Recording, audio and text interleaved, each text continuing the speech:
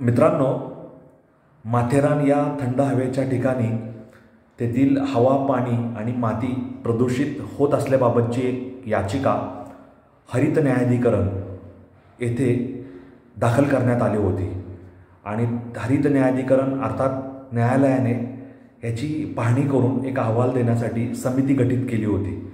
त्या समितीचा हा अहवाल प्राप्त झाला आहे आणि त्यातील निष्कर्ष हे धक्कादायक आहेत। आपल्याला माहिती आहे की माथेरानला एका ठराविक अंतरानंतर पुढे वाहने न्यायला परवानगी नाही। आपल्याला पायी चालत जावं लागतं। पुढे रस्ते काँक्रीटचे अथवा डांबरी नाहीत। त्यामुळे हजारो पर्यटक तिथं भेट देतात आणि तिथे सामान वाहून नेण्यासाठी किंवा फिरण्यासाठी घोड्यांचा वापर केला जातो। तेव्हा पर्यटकांच्या येण्या जाण्यातून, मातीतून चालण्यातून निर्माण होणारी धूळ आणि घोड्यांच्या चालण्यातून निर्माण होणारी धूळ, घोड्यांची जी विष्ठा आहे, लीद आहे, त्या लीदच्या कॉम्पोजिशनमधून निर्माण होणारं मिथेन आणि नायट्रेट आणि ही घोड्यांची लीद मातीत मिसळून मातीचं जे होणारं प्रदूषण आहे, घोड्यांची लीद वाळल्यानंतर हवेत त्याचे जे कण पसरतात, त्यामुळे हवा प्रदूषित होण्याचं जे प्रमाण आहे, पावसाच्या वाहत्या पाण्यासोबत ही लीद जे जलस्रोत आहे त्या जलस्रोतांमध्ये मिसळते आणि त्यामुळे तिथल्या नैसर्गिक पाण्याचं होणारं प्रदूषण असेल, ह्या सगळ्यांच्या बाबत अभ्यास करण्यात आला होता। त्याच्यामध्ये महाराष्ट्र प्रदूषण नियंत्रण मंडळाचे अधिकारी, अभियांत्रिकीच्या पर्यावरण शाखेतील तज्ज्ञ, माथेरान नगर परिषदेचे अधिकारी, हरित लवादाने नेमलेले प्रतिनिधी, या सगळ्यांनी पाहणी करून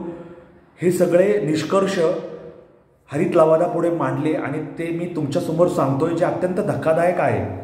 म्हणजे सेंट्रल पोल्युशन कंट्रोल जे प्राधिकरण आहे त्याने सांगितलं आहे की 2.5 हे जे पार्टिक्युलेट मॅटर आहे, म्हणजे 2.5 मायक्रॉन्स त्यांचं जे प्रमाण आहे, म्हणजे मायक्रोग्रॅम प्रति मीटर क्यूब, हे प्रमाण 24 तासात 100 असायला हवं। 2.5 पार्टिक्युलेट मॅटरसाठी हे प्रमाण 60 असायला हवं आणि पार्टिक्युलेट मॅटर 10 साठी हे प्रमाण 100 असायला हवं, म्हणजे मायक्रोग्रॅम पर क्युबिक मीटर। तथापि हे प्रमाण जे 3 ठिकाणी यांनी सॅम्पल घेतले या समितीने, त्या तिन्ही ठिकाणी हे प्रमाण जवळपास 1.5 पट असल्याचं आढळून आलं।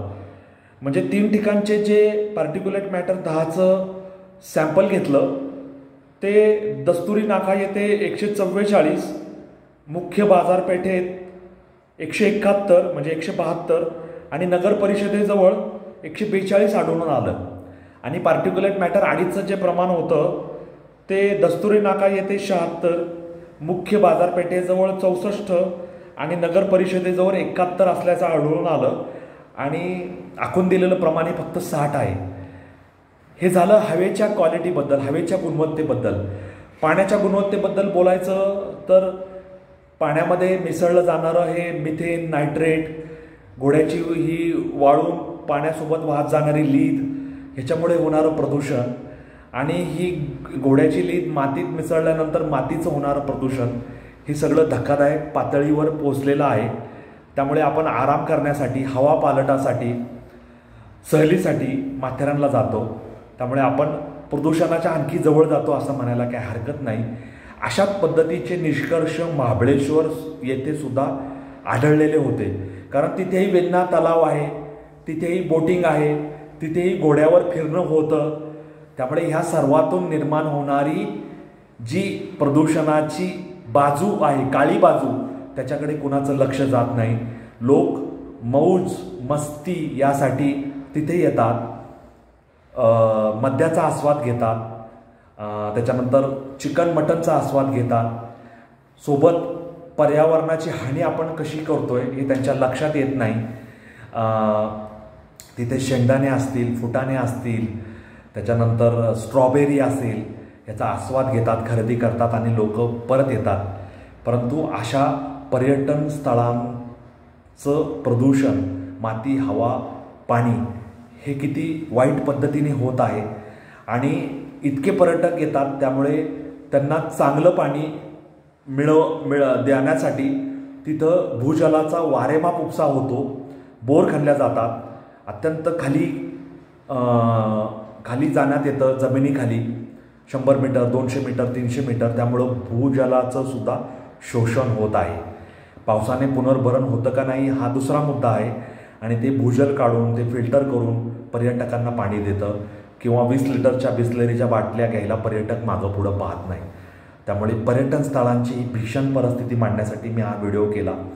तुम्हालासुद्धा ह्या प्रदूषणाबद्दल, पर्यटन स्थळांच्या ठिकाणी तर हे वारेमाप होतं आहे, आपल्या आजूबाजूलासुद्धा कसं प्रदूषण होतं आहे याबद्दल काही बोलायचं असेल, मत मांडायचं असेल तर कॉमेंट बॉक्समध्ये लिहून मला जरूर कळवा. आपला जो हा अनवट वाट अर्थात ऑफबीट हा यूट्यूबवरील चॅनल आहे.